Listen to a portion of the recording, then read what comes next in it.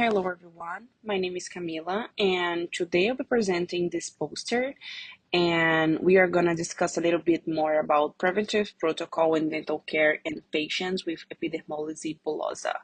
So basically, epidermolysis bullosa is a hair genetic condition that affects the connective tissue and is characterized by the separation of dermal-epidermal junction and the formation of blisters on the skin from minimal trauma.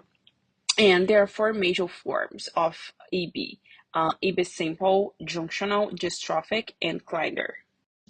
So the most severe forms of the disease, such as a junctional and dystrophic, present oral alterations that can range from involvement of the entire oral mucosa to defect in the development of teeth. So the objective of this project is to expose the protocol created for dental care of patients with epidermolysis bullosa. So talk a little more about anatomy and structure. The four major forms. The alteration of the separation of the epidermis and dermis occur in different levels. So the EB simple, the separation of uh, epidermis and dermis occur within the cell of epidermis, and we call stratum basal. The junctional form, the separations occurs at the basement and membrane, and on the dystrophic one, the separation occurs beneath the basement membrane. As I mentioned before, the junctional form and the dystrophic, they are the one that most present oral alteration and blister on the mouth. And also, the patients can present microstomy, which can limit mouth open and be a challenge during dental care. So the oral findings on those patients are blister formation, scary and microsomia, enamel hypoplasia, and dental caries, especially because those patients, these dental caries can be linked to soft diet and the difficult to remove the oral biofilm, and also malignant transformation on the skin and mucosa. So, talk a little more about our protocol. So, the patients were seen every week, so that allowed us to observe closely and intervene more frequently.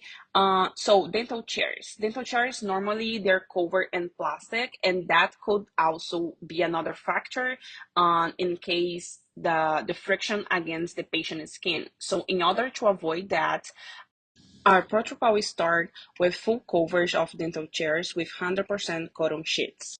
And of course, that allows the patients to have more comfort and also the professionals to work more safely. Also, the use of Vaseline on lips and gloves, that was something important due to the limit mouth open and scars. So the use of Vaseline provides the patient a little more comfort when have their lips retracted by the dentist. Mouth mirrors were replaced by plastic mirrors, and in case the patient did not tolerate retraction with those mirrors, mouth retractors were created with wooden tongue depressors modified with cotton at the tip. And the last one, but not less important, the use of the red laser was used in lesion and ulcers every week.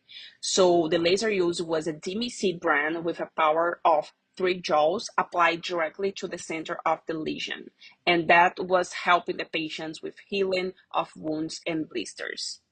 So, in conclusion, our protocol addressed this challenge through regular monitoring, gently materials, and innovative therapies like red laser treatment. And of course, this approach significantly improved patients' comfort and quality of life. So, by following this compressed protocol, dental professionals can provide high standard individualized care and ensuring better management of EB's several oral manifestation.